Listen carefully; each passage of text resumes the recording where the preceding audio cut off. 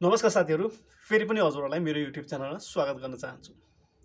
आज चाहिँ म धेरै साथीहरुको क्वेशन हुन्छ कि inDriverमा चाहिँ रेट घटाएर हाल्यो भनेर धेरै साथीहरुले चाहिँ फेसबुक पोस्टमा पनि हालिरहनु भएको छ र मसँग धेरैले क्वेशन पनि गरिरहनु भएको छ। inDriverको रेट चाहिँ किन कम हो अथवा पहिलाको भन्दा मान्छेले चाहिँ किन घटाएर हालिरहेको छ, यो कसरी हाल्ने हो, कस्टमरले चाहिँ कसरी चाहिँ प्राइस घटाएर हाल्छ भन्ने विषयमा चाहिँ आज म जानकारी दिनेछु। साथै कसरी बढाउन मिल्छ भनेर पनि जानकारी दिनेछु।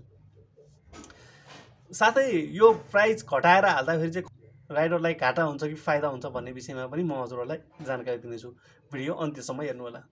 हजुरहरु मेरो च्यानलमा नयाँ हुनुहुन्छ अथवा हजुर चाहिँ राइडर हुनुहुन्छ भने राइडर साथीहरुले मलाई सपोर्ट गरिदिनु होला, मेरो च्यानललाई सब्स्क्राइब गरिदिनु होला र भिडियो अन्त्यसम्म पनि हेर्दिनु होला। आगामी दिनमा पनि यस्तै भिडियो हजुरहरुको लागि लिएर आइराख्छु छु।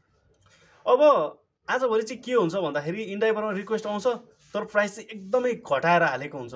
यो चाहिँ कसरी हुन्छ त म हजुरहरुलाई मोबाइल स्क्रिनमै लगेर हजुरहरुलाई चाहिँ म जानकारी दिनेछु। रेट कसरी घटाएर हाल्छ भनेर जान्नको लागि चाहिँ हजुर मोबाइल स्क्रिनमा गएर inDriver अन गरिदिनु होला। inDriver अन गरिसकेपछि हजुरले चाहिँ यहाँ देख्न सक्नुहुन्छ, यहाँ चाहिँ लोकेसन आफ्नै देखाइरहेको छ भने हामीले डेस्टिनेसन सर्च गर्नुपर्ने हुन्छ। जस्तो कि म चाहिँ नयाँ बस पार्कको डेस्टिनेसन हाल्छु। नयाँ बस पार्कको डेस्टिनेसन हाल्दाखेरि चाहिँ यहाँ प्राइस कति देखाइरहेको छ भन्दाखेरि 237 रुपैयाँ चाहिँ देखाइरहेको छ।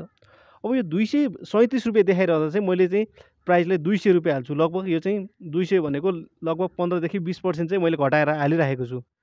यति गर्दा पनि साथीहरुले चाहिँ हेर्न सक्नुहुन्छ, यहाँ चाहिँ रिक्वेस्ट चाहिँ एक्सेप्ट गरिहाल्छ। 200 मै एक्सेप्ट गर्छ। 200 मा एक्सेप्ट गरिसकेको छ।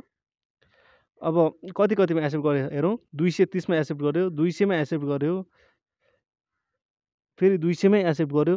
भनेपछि त यहाँ तपाईले हेर्नुभयो भने 37 रुपैयाँ त राइडरलाई घाटा परिसक्यो। यो चाहिँ अनलाइन रेटमा पनि अझ हाई रेटमा राख्यो भने त 260 सम्म पनि आउँछ। यति गर्दा पनि साथीहरुलाई चाहिँ 50-60 रुपैयाँ घाटा खाएर पनि रिक्वेस्ट उठाइरहेको छ। अब हेरौँ बढाएर कतिसम्म चाहिँ राख्न मिल्छ त। बढाएर पनि हामी 15-20% नै बढाएर राखौँ। 270 राखौँ। 270 मा पनि यसरी राख्न मिल्छ। अब हेर्न सक्नुहुन्छ हामीलाई चाहिँ कति घाटा भइरहेको छ त यहाँ चाहिँ inDriver युज गर्दाखेरि चाहिँ हेर्न सक्नुहुन्छ। अब हामीलाई चाहिँ कतिमा आउँछ 270, त्यसै गरेर 311, 270 मा चाहिँ उठाइरहेको छ। त्यसै गरेर 270 हजुरहरुले हेर्न सक्नुहुन्छ। अब inDriver युज गर्ने मान्छे राइडरहरुलाई चाहिँ धेरै नै मैले घाटा देखिरहेको छु। यहाँबाट हेर्न सक्नुहुन्छ तपाईहरुले। त्यस्तै गरेर ट्याक्सीमा र यो चाहिँ डेलिभरीमा पनि त्यही नियम लागू हुन्छ। उनीहरूले चाहिँ घटाउन अथवा बढाउने अप्सन चाहिँ हुन्छ। अब तपाईहरु आफै विचार गर्नुस्, यसरी रेट घटाएर चाहिँ रिक्वेस्ट पठाउँदा फुल टाइम राइड गर्नुहुन्छ भने हजुरले त्यस्तो राइड चाहिँ लिनुभयो भने चाहिँ हजुरलाई घाटा हुन सक्छ अथवा एकदमै कम फाइदा हुन सक्छ। त्यसैले चाहिँ अब पार्ट टाइम गर्ने साथीहरुलाई अथवा चाहिँ अफिसबाट घर जाने व्यक्तिहरुलाई भने त्यो घाटा हुँदैन, किनभने खाली जानुभन्दा पेट्रोल खर्च उठ्छ। तर फुल टाइम गर्ने मान्छेहरुलाई चाहिँ घाटा हुन सक्छ। त्यस्तै गरेर कस्टमरहरुको कुरा गर्नुहुन्छ भने कस्टमरहरुले चाहिँ पैसा नभएको बेलामा चाहिँ घटाएर हाल्न सक्नुहुन्छ अथवा चाहिँ कम रेटमा पनि जान सक्नुहुन्छ।